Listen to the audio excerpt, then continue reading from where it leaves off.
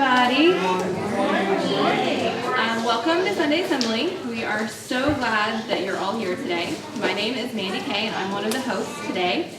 Because today is our special solstice celebration, we're doing things a little bit differently. We don't have a single speaker today. Instead, we have lots of you guys are going to be doing readings. We're going to be singing lots of songs. And these readings and songs are going to touch on the full spectrum of emotions that we feel this time of year, from togetherness to sadness and to joy. We also have some special activities in the back for any children who want to participate. If they get a little antsy sitting here singing with us, Sarah and Rebecca are in the back doing some stuff. To us, the solstice celebration embodies the very essence of Sunday Assembly. Sunday Assembly is 100% celebration of life. We are born from nothing and go to nothing, so let's enjoy it together. We have no doctrine. We have no set text, so we can make use of wisdom from all sources. We have no deity. We don't do the supernatural, but we also won't tell you you're wrong if you do. We are radically inclusive. Everyone is welcome, regardless of your beliefs. This is a place of love that is open and accepting. We won't tell you how to live, but we will try to help you do it the best way that you can. The motto of Sunday Assembly is live better, help often, and wonder more. We want to build a community of people who are interested in celebrating the wonder of life and to make the most of the one life we know we have. We have a big assembly like this on the second Sunday of every month, and we have smaller events between assemblies so we can continue to build community. The mission statement of our chapter can be seen in full force in today's celebration of the season. We are a diverse congregation that affirms and embraces our varied beliefs with acceptance and inclusion. We gather to celebrate our shared human existence and to cultivate a sense of wonder and discovery. We seek to exalt learning, propose joy, and promote fun. We want to inspire, share with, and support our members, visitors, and community. So let's get started with a little bit of that fun and joy with secular Christmas songs. So if you want to stand up and sing with us, please do. We're going to start with Winter Wonderland.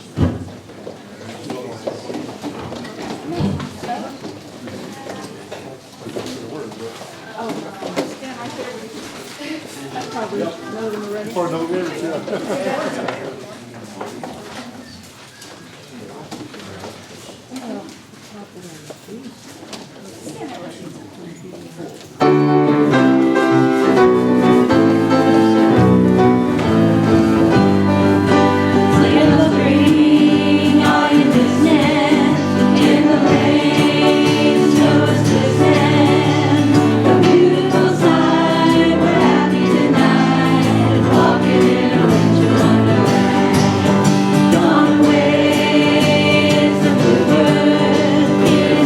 Say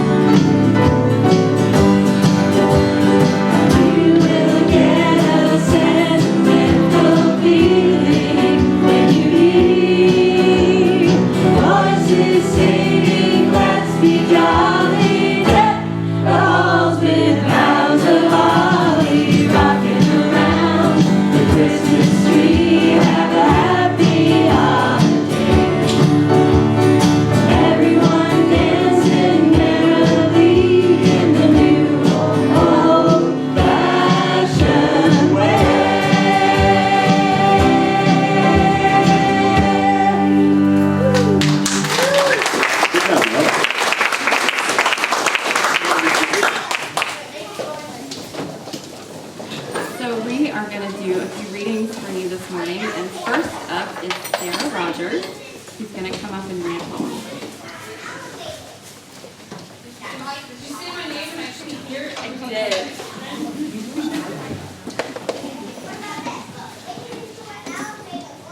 Where should I? Hi. Alright, so can you hear me? No. It was so short. Okay. So I'm going to read this poem, New Beginnings by Gertrude B. McLean. It's only beginning now, a pathway yet unknown. At times the sound of other steps, sometimes we walk alone. The best beginnings of our lives may sometimes end in sorrow, but even on our darkest days, the sun will shine tomorrow. So we must do our very best, whatever life may bring, and look beyond the winter chill to smell the breath of spring. Into each life will always come a time to start anew, a new beginning for each heart as fresh as morning dew. Although the cares of life are great and hands are bowed so low, the storms of life will leave behind the wonder of a rainbow. The years will never take away our chance to start anew. It's only the beginning now, so dreams can still come true.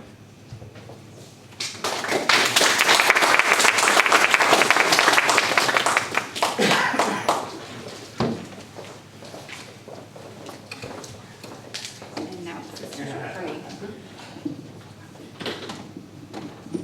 Okay, can you guys hear me now?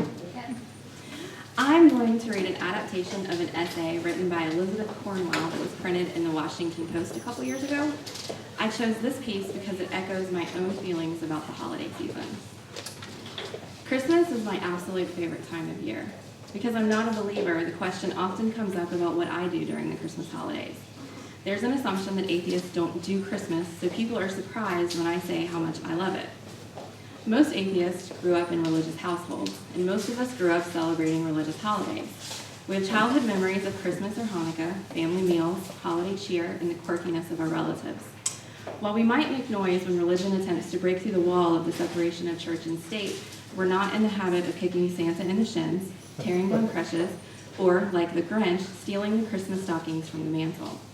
I admit I have known atheists who grow quite surly and Scrooge-like at any suggestion of Christmas merriment, but most of the atheists I know revel in the season as a way of celebrating family and friends, which really is the modern meaning of Christmas. Celebrations are a natural part of human culture. The Christmas tree, which became a part of English and American tradition through German influence, is a recent tradition. The English took on the German tradition of the Christmas tree during the Victorian era under the influence of Prince Albert. Americans, on the other hand, were likely influenced by the Prussians during the American Revolution, as well as the many German immigrants who came to the fledgling nation. But evergreens have been a part of the human celebration, at least as far back as the Egyptians, as a symbol of the triumph of life over death. In pre-Christian Britain, the Druids placed evergreens outside their door to symbolize the coming of spring. Feasts have been part of the human culture since long before we worshipped a monotheistic God. It is a deep-seated part of our social nature, and humans are arguably the most social animals on the planet. Eating together, breaking bread while telling stories about ancestors, about hunting, battles, and travels were part of everyday life for successful tribes throughout human history. Music, too, has its role in the universal human experience.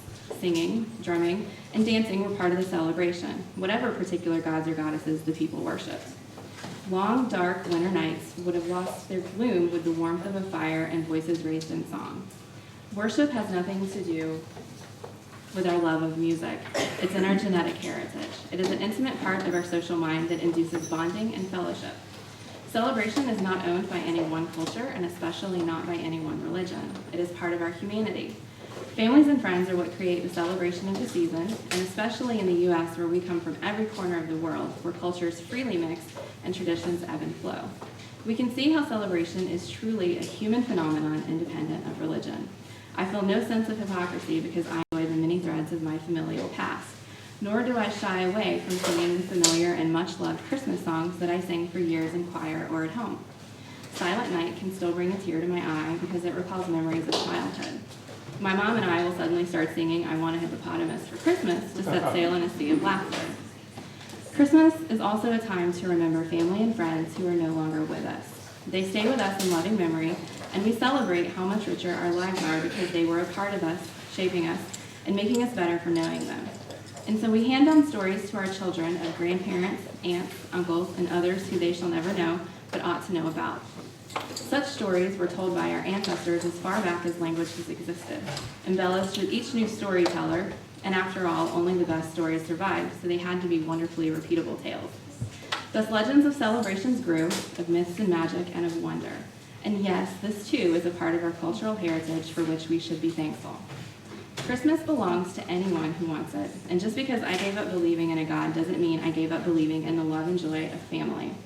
So to my religious and non-religious friends, I wish them all a Merry Christmas or a Happy Hanukkah from the heart. And I hope they take it with the true spirit with which I give it, that of the spirit of humanity, something we can all celebrate.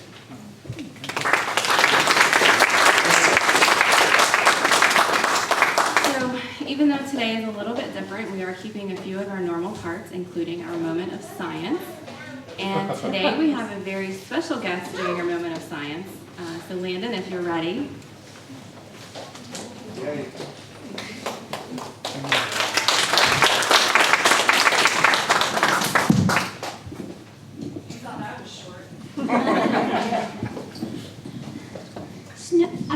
I thought about, since it was near Christmas, I thought about doing a Christmas science, so I did the science of snowflakes.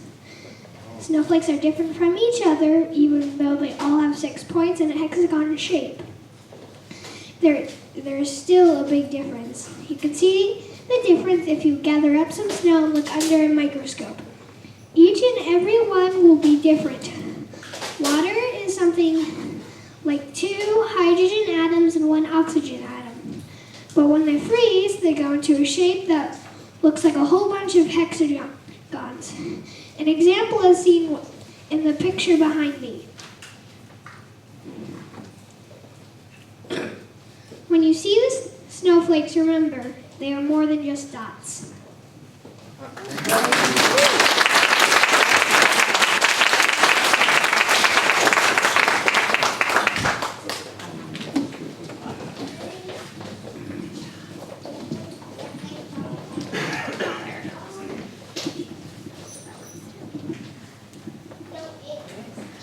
We're going to do a song next. You guys can sit down and listen, or you can stand and sing, whichever your preference may be. It's a little bit of a slower song. Chestnuts roasting on an open fire, Jack Frost nipping at your nose, Yuletide carols being sung by a choir, and folks dressed up like Eskimos. Everybody knows a turkey and some mistletoe.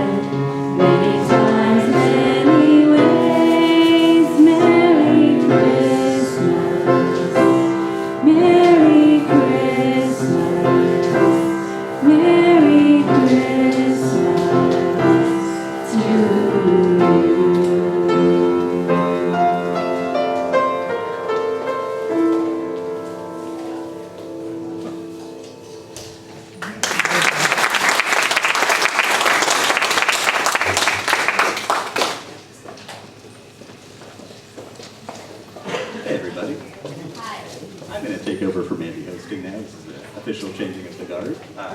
Another segment that we usually do at assemblies is called Life Happens. We like to get cards from people in the community that kind of tell us about things that are going on in their lives, either happy or sad, and kind of read them and acknowledge them. Microphones are hard. So we can congratulate or support people as necessary. So first up, Heather got a graduate certificate in training and development. So she's been working full time and running some assemblies and taking classes. So I'm glad she gets some of her life back. Mandy had to take her kid Mary to the emergency vet, but he's all better now. Yeah, that's pretty scary for a little while. He is super adorable and clingy now, so he survived. Sarah, I'm assuming it's Sarah Rogers, got all A's this semester.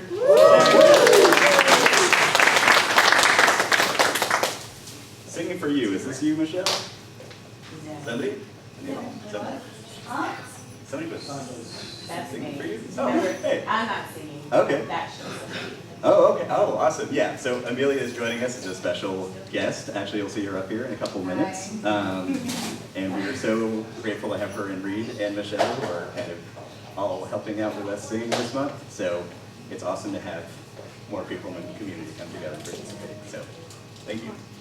And Heather and I also adopted a beagle, she's pretty adorable. She is between 8 and 15 years old. She's had an untold number of puppies. She's a cancer survivor. And we don't know how long we're going to have her for, but we're going to spoil the crap out of her when we have her. So. Okay, so that's that. So we feel like the Life Happens section is especially important because it reminds us of life struggles as well as life joys. This time of year can be hard for people. Like people may be struggling financially, coping with mental illness, or missing people who are present only in memory. It's important to be joyous and to be present with each other. The days are growing shorter and the nights colder, and sometimes the best way to shake off that chill is with a song. But what do you do if you don't feel like singing? Sometimes the best way to keep out the dark is to cover your house in lights, but what if the lights just remind you of how long it's been dark? Without getting any more dramatic, what I'm saying is it's okay to be sad at Christmas. You know, sometimes it's the effects of not enough sunlight, sometimes it's going back to familiar family dysfunction, sometimes it's the thought of someone you can't spend Christmas with anymore, and sometimes it's just one too many Christmas songs on the radio in November.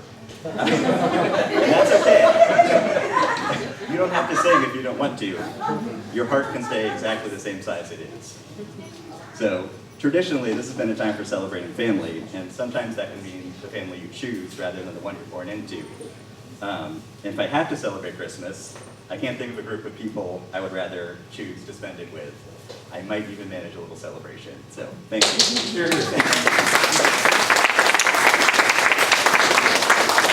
So, our next reader, Nicole, hi, is going to talk about ways of being present with each other that are not celebratory but are just as powerful. This is an excerpt from a blog post from Tim Lawrence called "Everything Doesn't Happen for a Reason." I emerged from this conversation dumbfounded. I've seen this a million times before, but it still gets me every time. I'm listening to a man tell a story. A woman he knows was in a devastating car accident. Her life shattered in an instant. He tells of how she had been a mess before the accident, but that the tragedy had engendered positive changes in her life. That she was, as a result of this devastation, living a wonderful life. And then he utters the words, "Everything happens for a reason." That this was something that had to happen in order for her to grow. That's the kind of thing that destroys lives, and it is categorically untrue. It is amazing to me that so many of these myths persist. These myths are nothing more than platitudes cloaked as sophistication, and they preclude us from doing the one and only thing we must do when our lives are turned upside down: grieve. You know exactly what I'm talking about. You've heard these countless times. You've probably even uttered them a few times yourself. Grief is brutally painful. Grief does not only occur when someone dies. When relationships fall apart, you grieve. When opportunities are shattered, you grieve. When dreams die, you grieve. When illnesses wreck you, you grieve. So I'm going to repeat a few words I've uttered countless times. Some things in life cannot be fixed. They can only be carried. These words are so poignant because they aim right at the pathetic platitudes our culture has come to embody on an increasingly hopeless level. Losing a child cannot be fixed. Being diagnosed with a debilitating illness cannot be fixed. Facing the betrayal of your closest confidant cannot be fixed. They can only be carried. There's a lot of take responsibility platitudes in the personal development space, and they are largely nonsense. People tell others to take responsibility when they don't want to understand, because understanding is harder. Personal responsibility implies that there's something to take responsibility for. You don't take responsibility for being mugged or losing your child. You take responsibility for how you choose to live in the wake of the horrors that confront you, but you don't choose whether to grieve. This is why all the platitudes and fixes and posturing are so dangerous. In unleashing them upon those we claim to love, we deny them the right to grieve. In doing so, we deny them the right to be human.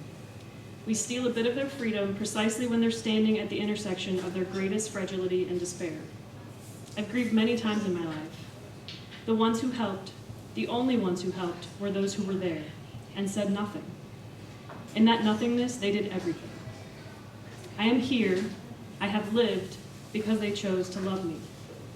They love me in their silence, in their willingness to suffer with me, alongside me and through me. They love me in their desire to be as uncomfortable, as destroyed as I was, if only for a week, an hour, even just a few minutes. Most people have no idea how utterly powerful this is. What to offer instead? When a person is devastated by grief, the last thing they need is advice. Their world has been shattered. To try and fix or rationalize or wash away their pain only deepens their terror. Instead, the powerful thing you can do is acknowledge. Say the words, I acknowledge your pain. I am here with you. Note that I said with you, not for you. For implies that you're going to do something. That is not for you to enact, but to stand with your loved one, to suffer with them, to listen to them, to do everything but something is incredibly powerful. There is no greater act than acknowledgement. And acknowledgement requires no training, no special skills, no expertise. It only requires the willingness to be present with a wounded soul and to stay present as long as is necessary. Be there. Only be there. Do not leave when you feel uncomfortable or when you feel like you're not doing anything. In fact, it is when you feel uncomfortable and like you're not doing anything that you must stay. Because it is in those places, in the shadows of horror we rarely allow ourselves to enter, where the beginnings of healing are found. This healing is found when we have others who are willing to enter that space alongside us. Every grieving person on earth needs these people. Thus I beg you, I plead with you to be one of these people. You are more needed than you will ever know. And when you find yourself in need of those people, find them. I guarantee they are there. Everyone else can go.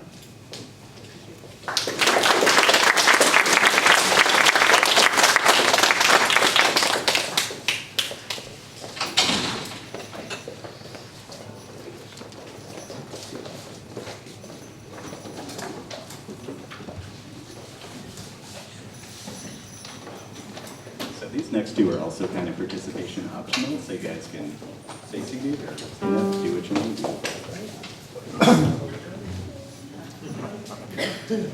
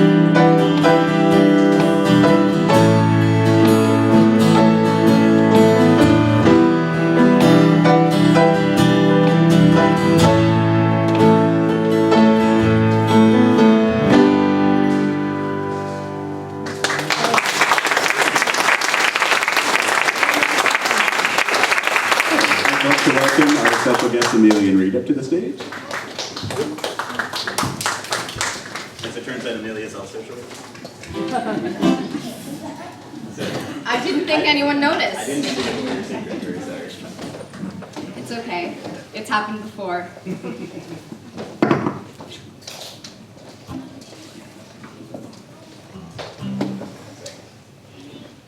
Okay.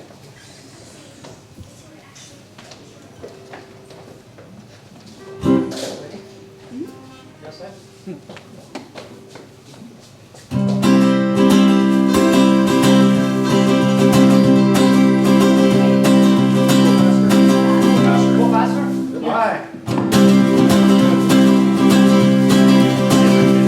She asked me, son, when I grow old, will you buy me a house of gold? And when your father turns to stone, will you take care of me? She asked me, son, when I grow old, will you buy me a house of gold?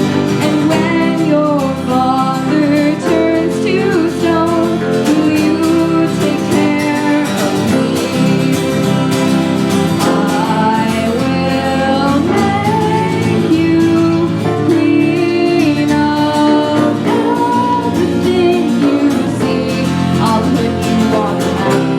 I'll cure you of disease. Let's say we all then left this town and turned our future upside down. We'll make pretend that you and me lived ever after happily. She asked me, son, when I grow old, will you buy me a house of gold? And when your father turns to stone, will you take care of me? I will make you queen of everything you see. I'll put you on the map. I'll cure you of disease. Since we know that dreams are dead and life turns hands upon their head, I will plan to be alone, so I just might become someone. She asked me, son, when I grow old, will you buy me a house of gold? And when your father turns to stone, will you take care of me? I will make you queen of everything you see. I'll put you on the map. I'll cure you of disease.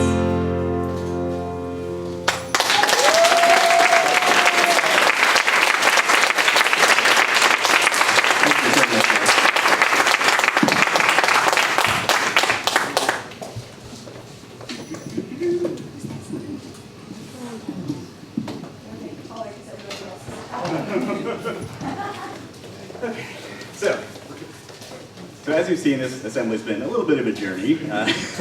We're now headed out of darkness and back towards light.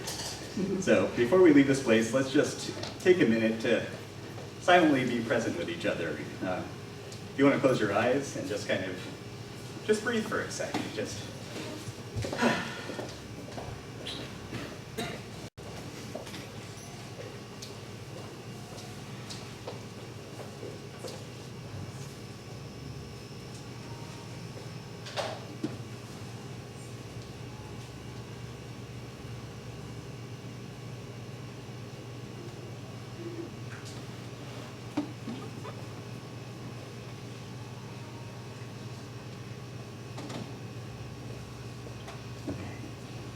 All right, let's move on. Turns out that stomping is hard work.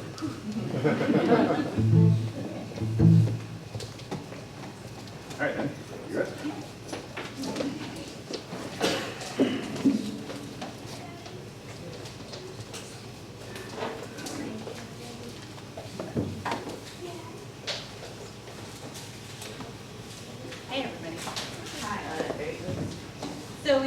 talked about feelings of togetherness and of sadness that can accompany this time of year. But it can also be a time of wonder and joyful silliness. There's nothing more joyful and silly, I think, than a husky running in the snow. So kids seem to know instinctively about this silliness that can come this time of year. Because every year, the kids in my neighborhood inspire me with their determination to sled on the hill in front of my house.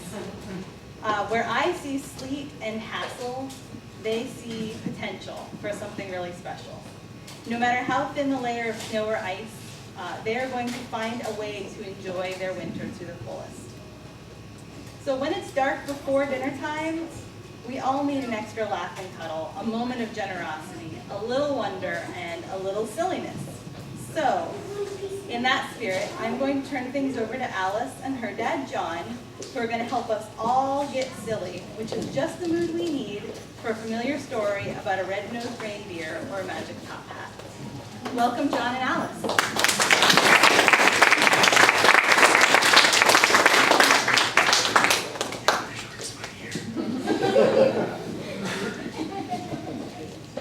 Noise Day by Shel Silverstein. Let's have one day for girls and boys. When you can make the grandest noises. Screech, scream, holler, and yell. Buzz a buzzer, clang a bell. Sneeze, hiccup, whistle, shout. Laugh until your lungs wear out. Toot a whistle, kick a can. Bang a spoon against the pan. Sing, yodel, bellow, hum. Blow a horn, beat a drum. Rattle a window, slam a door. Scrape a rake across the floor. Use a drill, drive a nail. Turn the hose on a garbage pail. Shout, yahoo, hurrah, hooray. Turn up the music all the way. Try and bounce your bowling ball.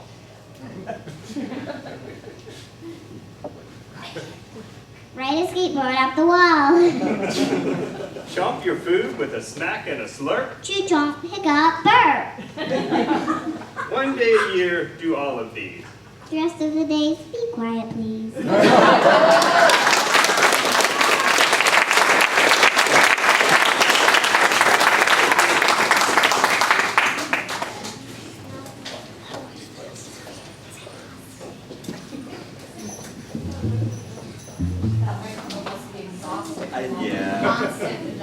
Yeah, we only have one.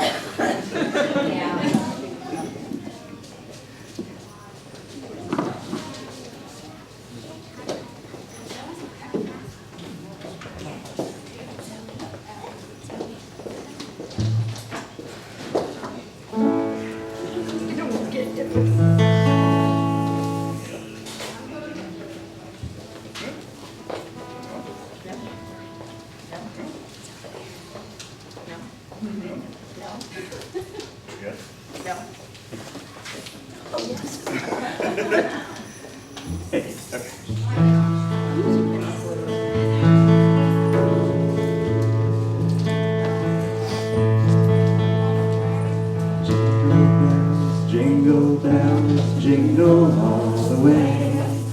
Oh, what fun it is to ride in a one-horse open sleigh. Jingle bells, jingle all the way. Oh, what fun it is to ride in a one-horse open sleigh. Dashing through the snow in a one-horse open sleigh. All the fields we go, laughing all the way.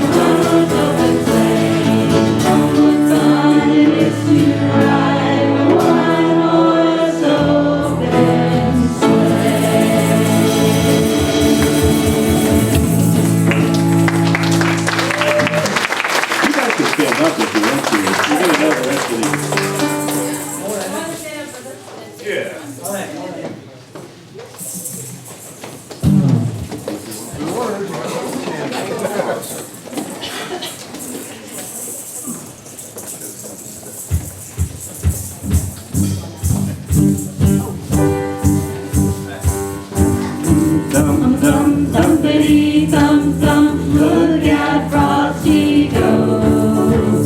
Thumpity thump thump, thumpity thump thump, over the hills of snow.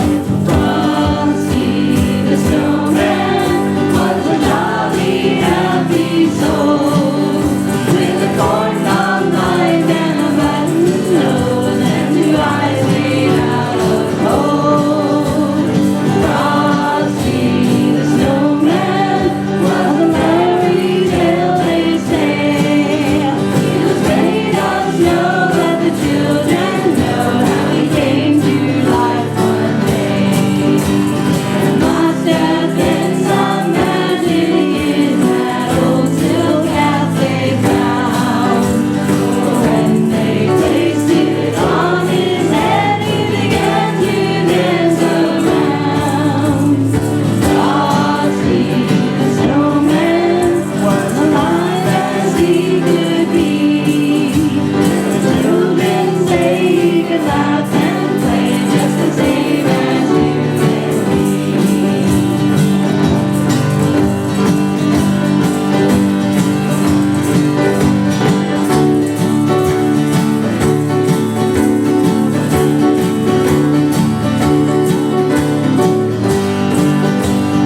Frosty the snowman knew someone's off that day.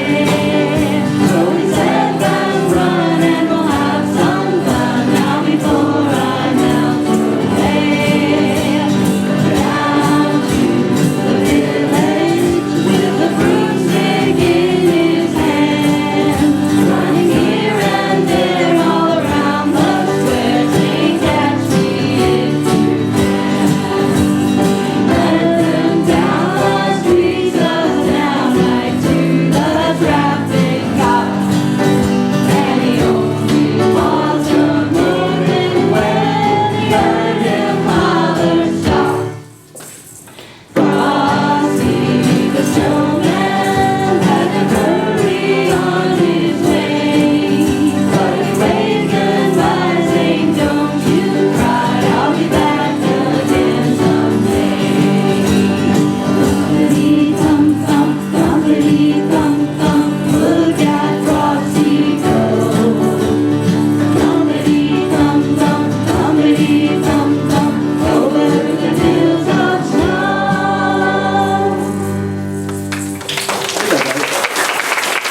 You can do that now.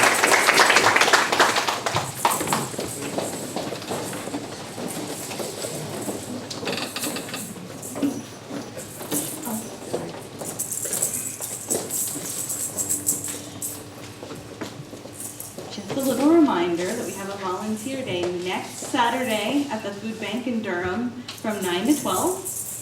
We would love to have you join us. We've already got some folks signed up. You can sign up on Meetup, or you can sign up by the mailing list at the back of the room during the potluck time. We'd love to have you. So this is for ages 12 and up. We're going to have a food bank day in January, January 23rd, that's for ages 5 and up, if that's more interesting to you. But please join us. Our next assembly is our 1-year anniversary birthday assembly. It's very exciting.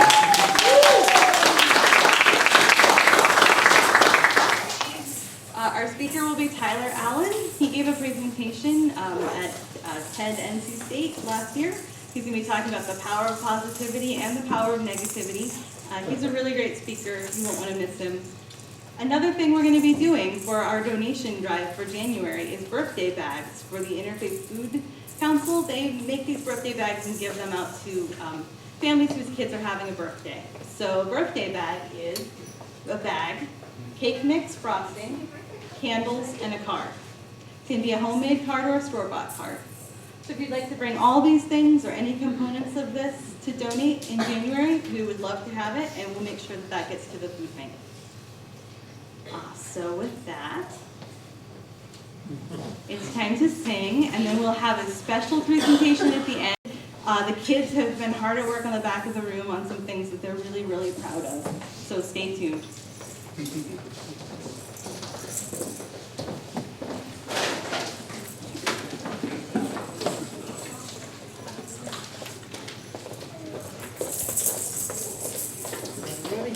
guys, if you want to. No Dasher, Dancer, Prancer and Vixen, Comet and Cupid, Donner and Blitzen. But do you recall the most famous reindeer of all? You love your red-nosed reindeer, had a very shiny nose, and if you ever saw it, you would even say it knows. All of the other reindeer used to laugh and call him names. They never let poor Rudolph join in any reindeer game. Then one foggy Christmas Eve, Santa came to say, Rudolph, with your nose so bright, won't you guide my sleigh tonight? And how the reindeer loved him as they shouted out with glee, Rudolph the red-nosed reindeer, you'll go down in history.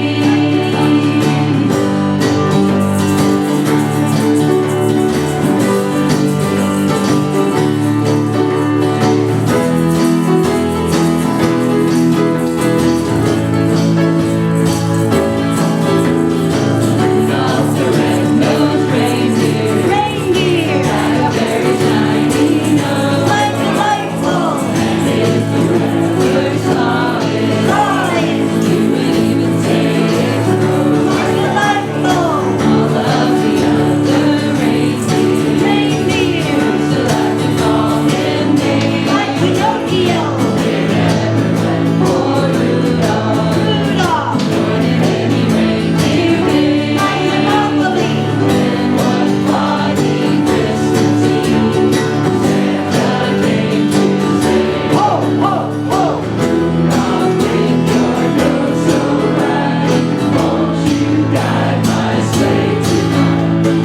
And how the reindeer loved him as they shouted out with glee, Rudolph the red-nosed reindeer, you'll go down in history like Lincoln.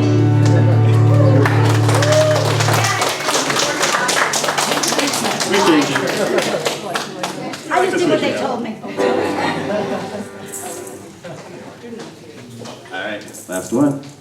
Yay. I bet you guys know this one, whether or not you want to. Ready?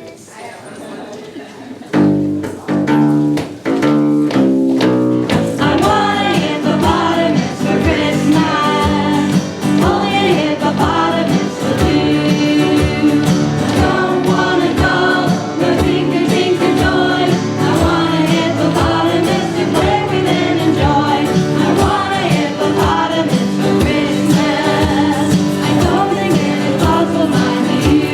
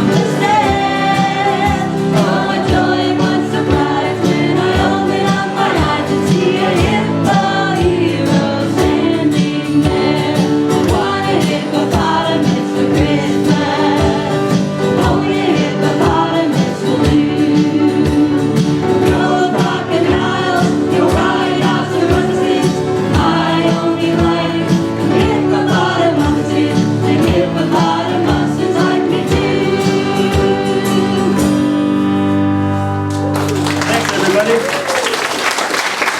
It's food time. It's not food time.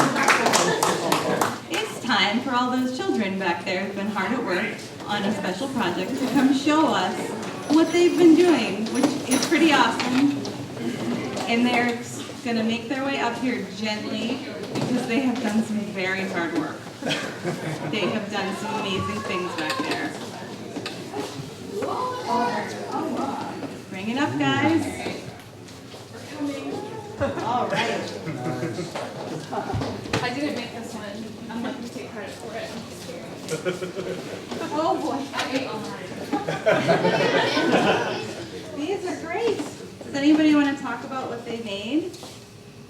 You do? All right. Just talk loud. I wanted to make diamonds out of them, so I added the sharp corners out of the square. Nice. Oh, now you're going to eat them. Good. All over the ground. Great job, guys. Give these guys a round of applause.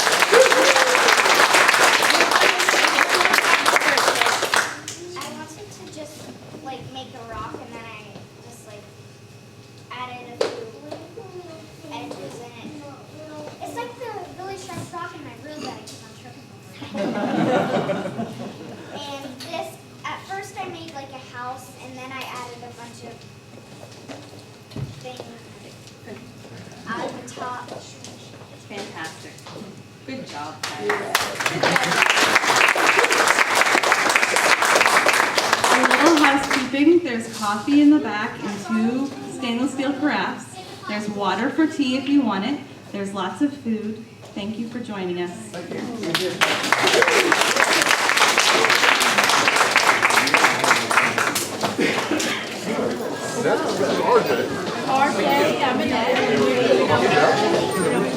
Yes, he was my Why not?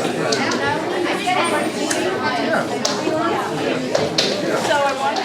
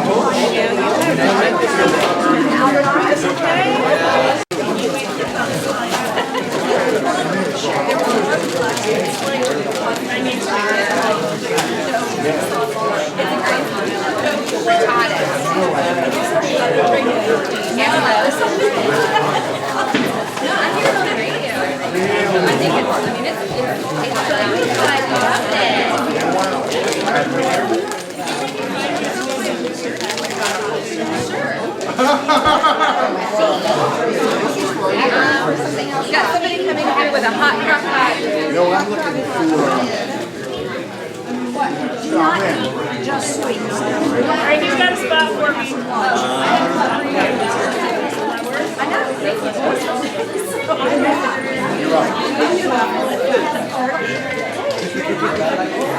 Peanut butter?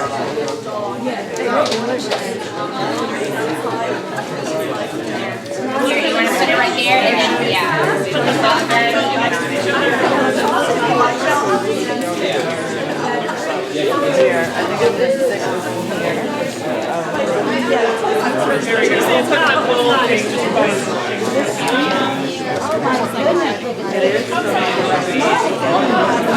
There is no direction.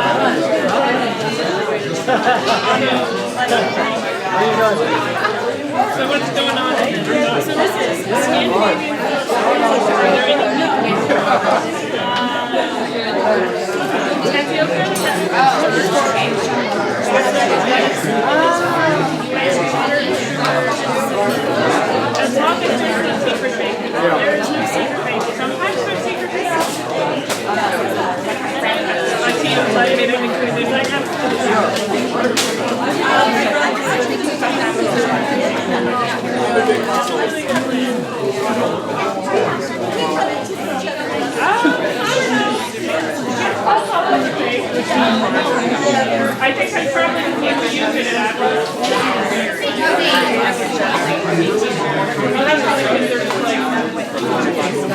Right. Yes.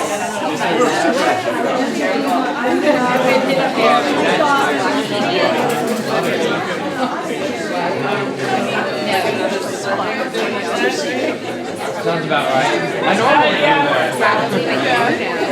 My husband and I are both playing college at the moment. We don't have one computer game playing.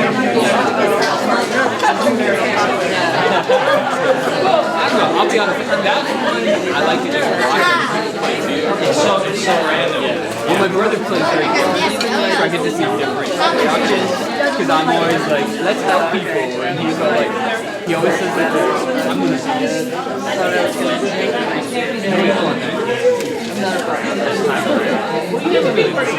Well, you can't not join the main faction. You can't kill a lot of major people. I mean, it's a little less. Shut up. Shut up. Oh, no, you can, but compared to the previous ones, I'm getting it. Sorry. I felt children from each side.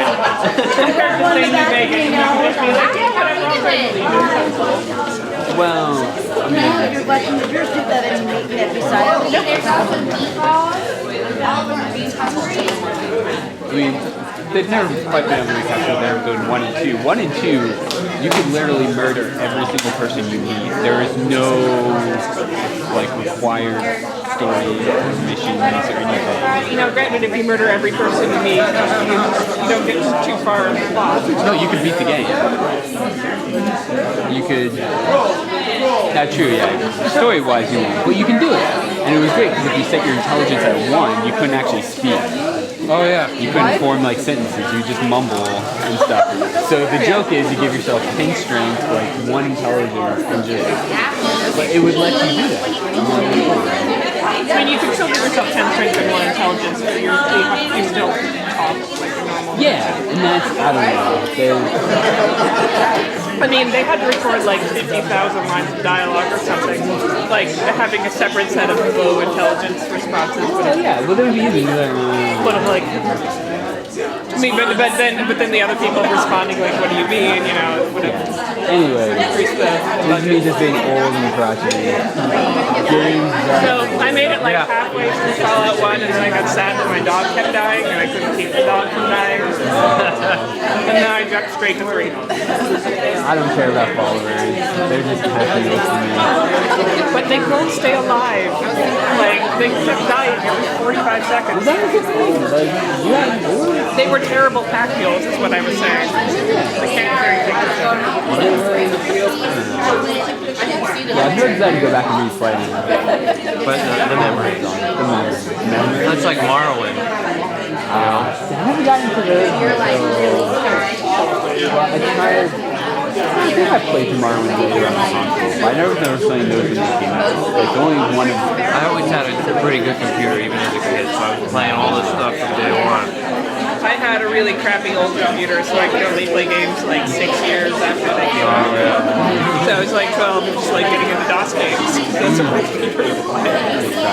Yeah, that was, I played, like when all the like cool new games were coming out, I'm like, I could play these Slam.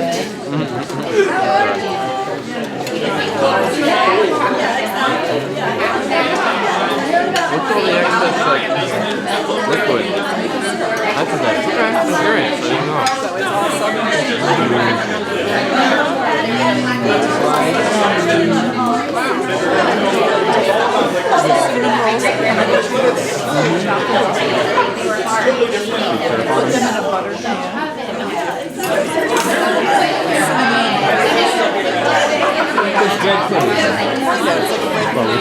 I And then you pour a cup of maple syrup. That's how you're going to make the syrup stays like liquid on the inside.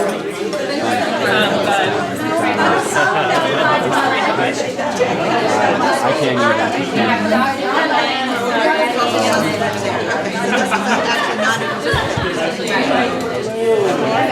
What do you think?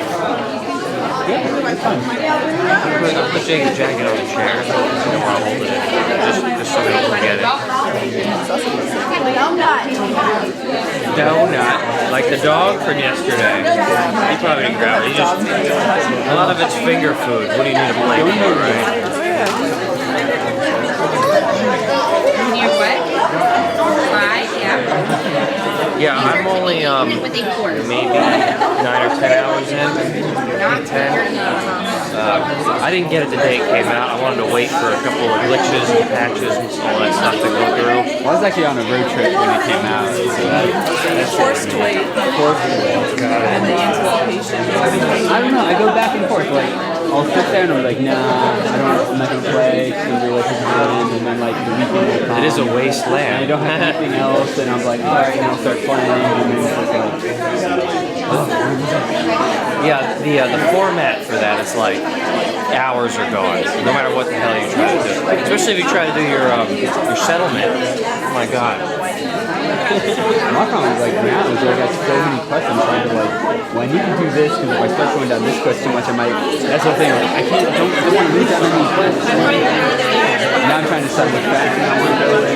Yeah, I'm Brotherhood of Steel because I'm one of those people that does research before he plays his games. So like, oh, I can get some of the best weapons from these people. Well, I don't want to piss off the Minutemen, so I won't bring a Minutemen follower when I'm with the Brotherhood of Steel because they don't get along. All that stuff. And no, you can be a girl or a boy. You have to play through the story. Yeah, so the basic story is that you're frozen, someone came, and stole your child. That's the main, but then there's branching everything. I only started doing like the main storyline last night, like after I was already 30 hours in, because I was trying to do all the like side quests and stuff. Oh god. I'm up to, I think it's 31, 32 right now. I think I'm 12 or 13. Oh yeah. Yeah. When you check your save. I'm not gonna know. Yeah, when you open up your save or your load file, it tells you. Yeah, you can. No, I don't. That's like a point of pride. Like if I hit over 100 hours, I know I've done my job.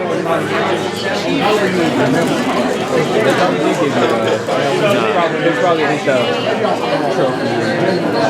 They shouldn't. That's like for those OCD achievement hunters. Like, well, let me just walk away and leave my game running. You're going to go well over 100 hours. Very true. Quite a few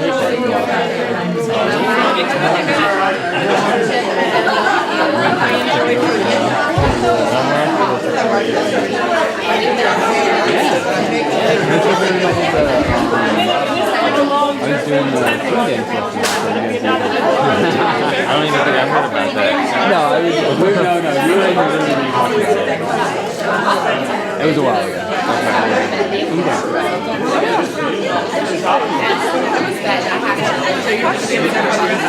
Yeah. Many. Oh, at the end of the night, I don't know. No, I probably walked away while you guys were talking. No, you were good.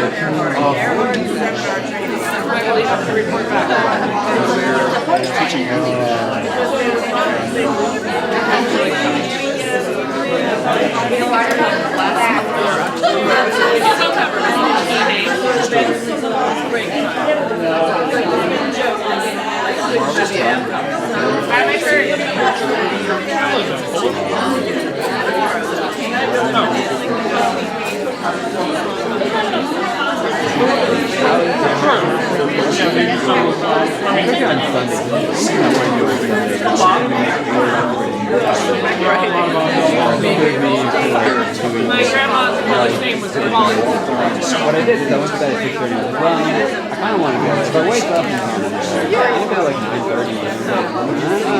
When I was a teenager, I was in the, my mom and my stepdad and I were all in the church choir. I don't know why, it sounded pretty tone deaf.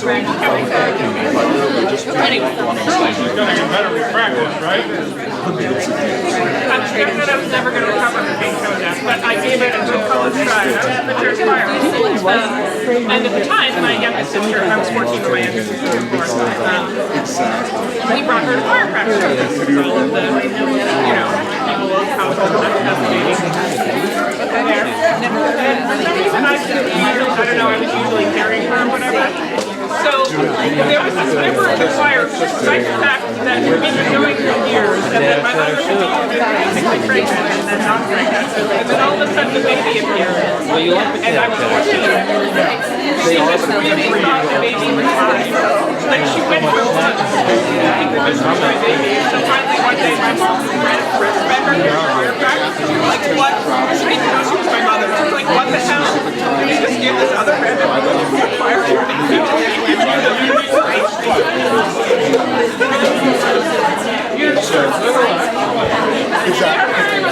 it's not the I don't think it's going to close on principle. If you're sort of doing yeah, tell about it. Oh, yeah, sure. But the other problem is a lot of things. When I was, my mom and her sister had me and my cousin at about the same time, so I'm 18 months older. So it's not my mom and my sister used to be friends. Me and my cousin. Yes, her sister, my aunt, used to breastfeed me, but it wasn't I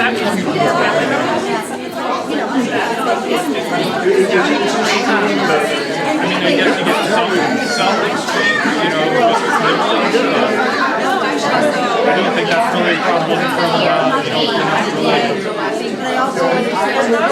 the other person doesn't have that dinosaur. Well, yeah, obviously, That's great. I feel like we're standing exactly shy of everybody. It's good. I know, we can just stand on stage. House is still coming together. My children's book still. Well, I'm doing back and stuff.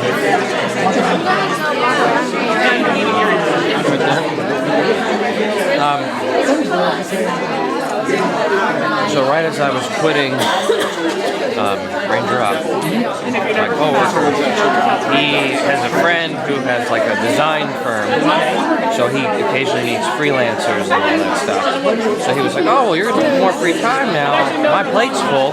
Do you want this project? I was like, sure. I've never done one before, but I'm pretty good at figuring things out. So I've been working with that guy and this client. She lives out in California, and it's been hell. It has been completely, utterly obnoxious, and the least fun art project I've ever had.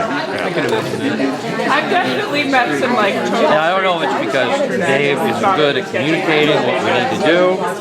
Because I never have these issues when I deal with the client. I'm like, these are the expectations, here's the process, here's the pricing at each point. Let's get it done, right? Let's all be on the same page and let's get excited about this art. But it's just like, he's like over it, and like, I don't know if he even says half the stuff I tell him to. But we're only on the sketching phase, like loose, rough sketches, and I just finished like that stage of page 10 yesterday, and this started in August. 30 pages. And this is after going to full color completion, getting approval on 4 pages, to be like, I actually hate this, and I don't know if I want to work with you guys. And he's like, are you kidding me, lady? Are you kidding me? And then she kind of like, we think she shopped around and realized, oh, I am getting a deal, and I am the asshole. And she came crawling back. So like, oh my God. So now she's being better. Oh my God, man. My crazy story was definitely, I was looking for a bed. I and I found a nice bed on Craigslist. But the guy who was selling it was like, "You can come to my house right now. Just come look at it." And I'm like, "All right, stranger from the internet, you want me to go to this not great part of Durham and wander into your house to look at the bed?" I have time to do a lot of stuff actually. So I called a friend I used to work from home. I was like, "Hey, Carrie, how are you doing? Tattoo. How's your workload Tattoo today? style. So Yeah. Do you want to drive up with me to Durham to The maritime stuff, right? house to look at his I bed?" told you to Facebook me, man. And she namely got up. I will bring up the thing that I was telling you about, the shellback designs I've done. I'll show you those right now. I'm waiting. I've been doing internet dating. I was using it as a shield so no one steps on my stuff. So I just do it in and it's like Facebook, so it's like True.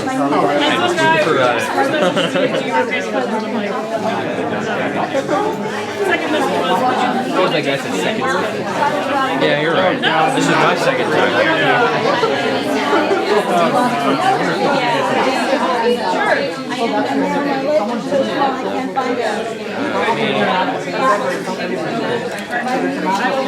I'm also going to run with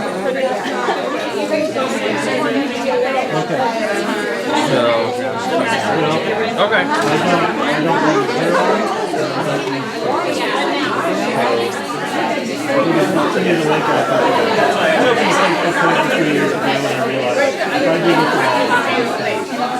Not quite with my Catholic family.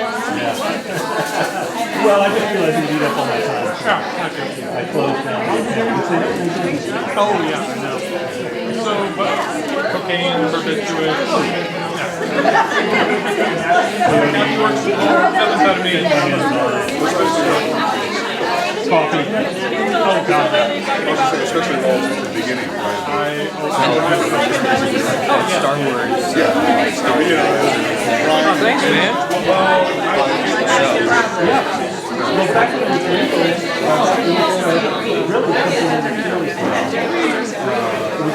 That's one.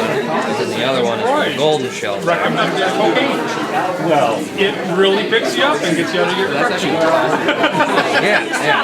I've seen the ones that are just like. Well, you don't. I mean, you eventually can't Yeah, no, because this is for mass consumption. So become nearly as expensive until it's illegal.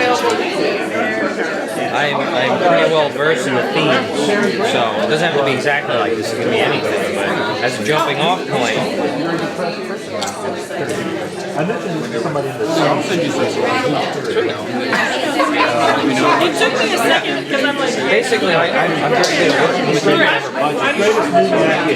You have an idea. If you don't, I'll give you an idea. charade. I got this. Charade. Audrey Hepburn, Cary Grant, Walter Matthau, some of the other major ones. Did you make me watch that one? Yeah. Okay. 11 years. 47. Oh, wait, no, crap. It's like the pinnacle of like patent technology. No. You ever like come home? Not the good guy. Although it was not clear that he was the good guy. Well, I didn't even post about the upgrades I got. I got the new Skylake Intel Core i7 4 gigahertz processor. Crazy new gigabyte motherboard. I mean, it's like I don't need anything else with that. It's like onboard video, crazy 7.1 audio, all this stuff. I got a lot of some sales since Black Friday. Not that processor though. Not that goddamn processor. I got a new Or the new octa-core. No, I don't need that. I had a 6-core AMD, but I went down to a quad-core. 4 gigabyte, 4 gigahertz, better hyper-threading. Plus, there's not a lot of Skylake stuff yet. It's a whole new architecture. So I had to get the newest motherboard with the newest processor, and I got DDR4 RAM, which just came out like 2 months ago. And I got 16 gigs of 2400 grade. Just a little below max. I don't actually like sick. And then I got I don't buy NVIDIA. So I rarely their drivers are crap. I actually love the hardware, and it really saddens me that they're driving the crap. But I have no issues with AMD cards. So I got the R9 390X, which is one down from the top. I'm not spending $600. It goes really, really slow. I mean, at 1440p, I don't have a 4K anything yet, but 1440p, like 100 frames per second, max everything, max view distance, with, you know, my other screens connected to, Which is the point. Hal is the most energetic, lively character in the I mean, we did it dead once before. We only have one thread.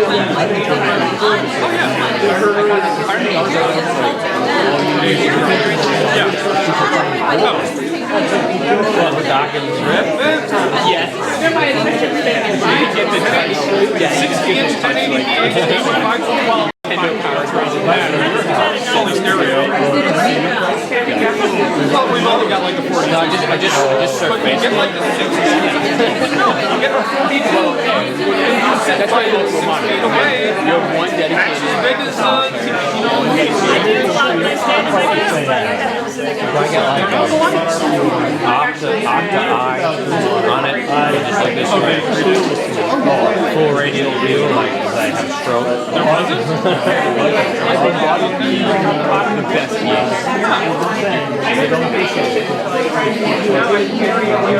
Photoshop. I'm very aware of that.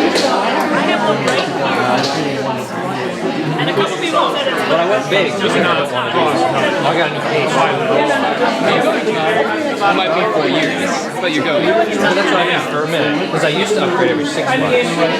Like many years ago. And then I was like, shit, a little big going home. And it lasted 5 or so years. And I was thinking like that.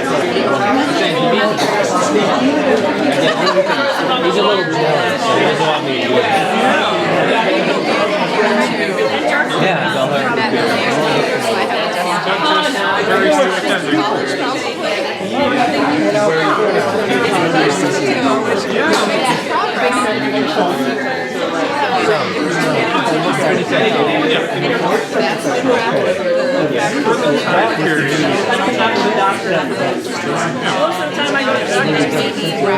Basically, that was the, it was a similar plateau to me. That's special effects, and yeah, all of the production. I mean, the movie, well, I'm not sure I would do that to myself. It was, I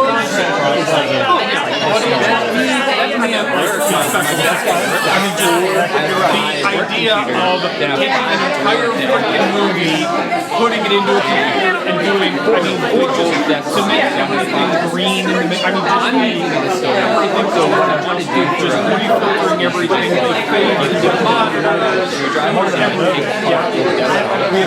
We've never thought anything like that before, and ever since, I mean, you know, that's been, yeah, like you said, that's been the new thing. I just want to I actually did something that not only told me that I didn't have cancer, but told me that I was like, yeah, I can see that being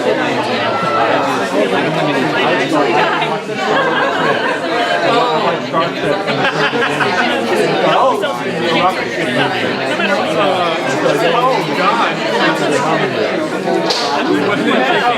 Space opera? Wow. Yeah, that's... Yeah. I didn't understand it.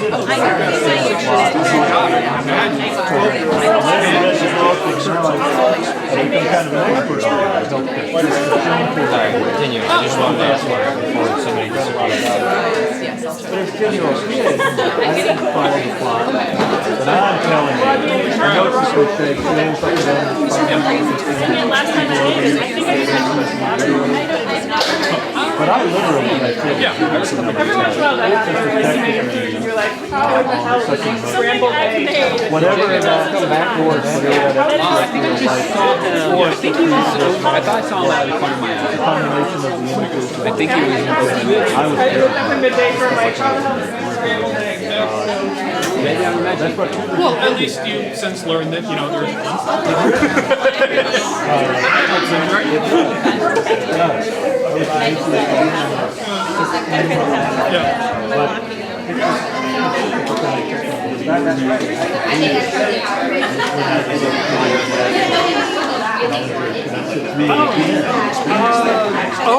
yes, yeah, back before it was flat out. Well, I mean, hell, people showed up in the middle of it and then finished it and then started around again.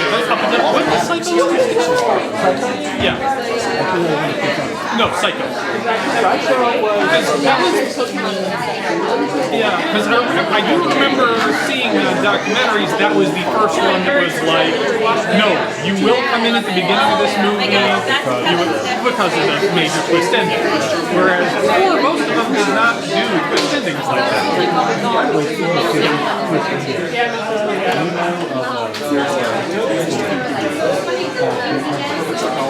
No. It's a little after Halloween,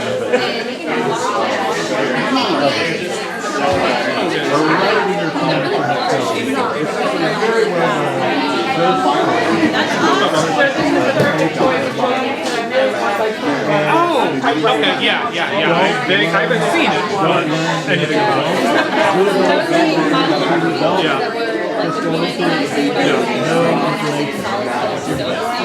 Well, again, like the Matrix, what little depth there was, you know. The problem was we had to reveal partway through Act 1. So, Matrix. Well, I was saying the same sort of thing. If you go in knowing exactly what it is, except in that,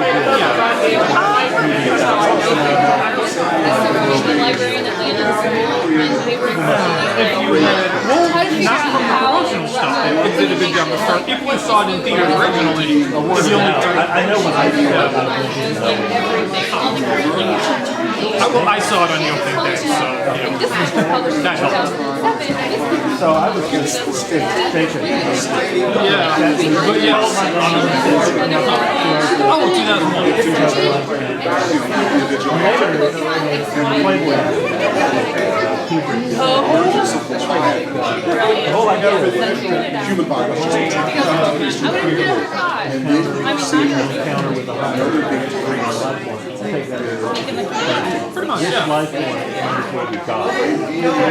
Yeah, their energy, I mean, they exist within this universe, but beyond that,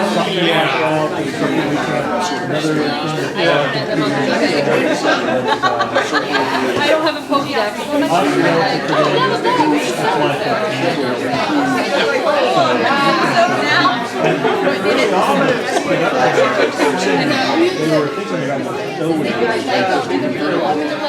But they realized no matter what they did, well, no, the book. Yeah, they differ side by side. Oh, they were? Oh, yeah. The book did not come through. Oh! No, Stanley Kubrick, after the success of Doctor Strange, said, I want to work with you. I think they felt it too far. So they flew up to New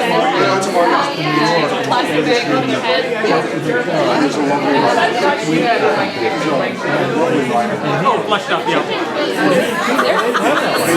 Well, yes, established. When you said 6 weeks, I'm like, crap, you wrote the book in 6 weeks, but no, they plotted it, yeah. Yeah, I thought you only had up to like 3 months and all of your like people to lie.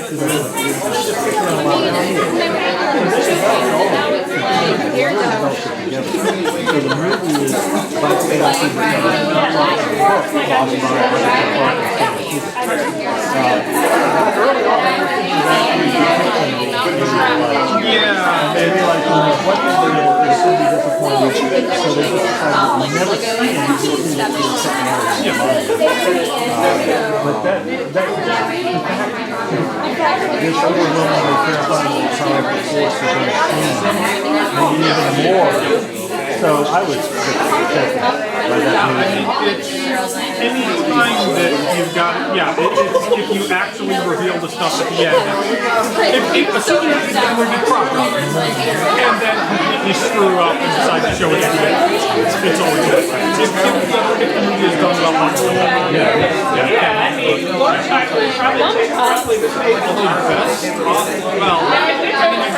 guess Kubrick decided that Robert A. Heinlein was just too freaking bad. My first one, I was like, oh, you put that in your mouth this time.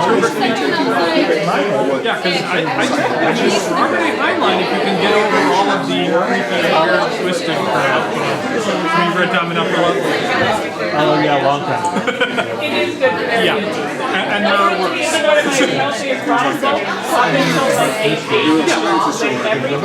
And they have to have trash touching anything. Look, I'm excited. I've worked in the semester, and every time I go to elementary school, so it's guaranteed that does not matter if I bathe in anti-side or if I'm in. It's like every time I was doing the different stuff.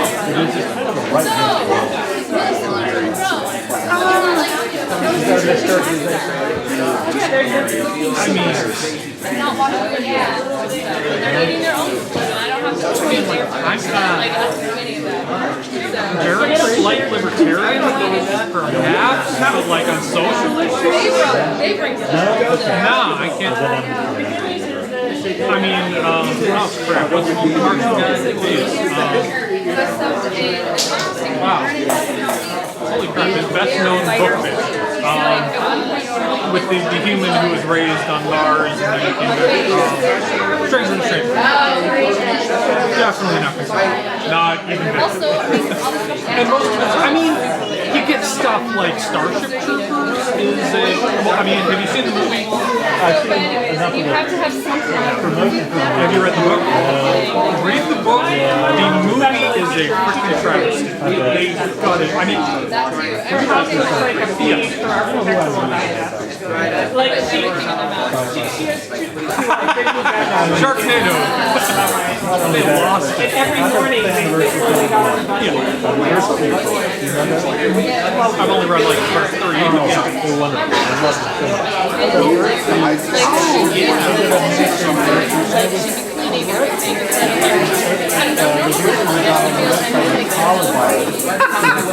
For selling the rights and not, she didn't maintain any creative control. that was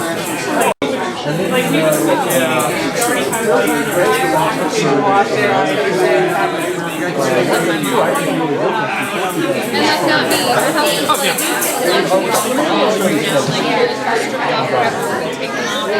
Something like that.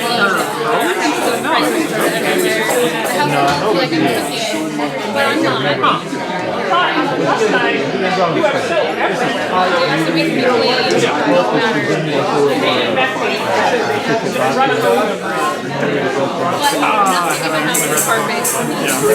My dog and the sci-fi thing is very he got the training, so I just did, he had on my kitchen counter,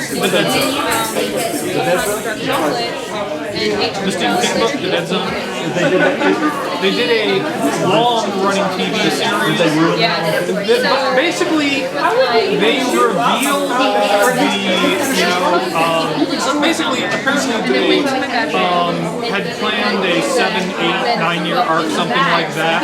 They revealed his vision about the president, or the guy who was going to become the president at the end of season 1. And then just kind of went into a holding pattern for the next 3 years, and it's kind of, you just, it's one of those things, that book, I mean, even a Stephen King book, you can't turn into, 26 episodes a season, 8 Well, that's what they tried to do with the Andromeda Strain. Now Dune, wasn't that Sci-Fi's original? No, but the Dune, the movie, they ripped shit out of it, but conversation that I had with although look at the sci-fi mini-series, they did good. They really. Well, this was like several years ago. given up on No, what they're doing now, yes, but 6, 7 years ago, yes, it's older. It's much older, but it's like a 4 or 5 part miniseries, which is what you need to go. And all these pictures back there? Before it was horrifying. I grew up from Florida and we were like, oh, you have to reinvent, you know, she probably like a stick or cat poop.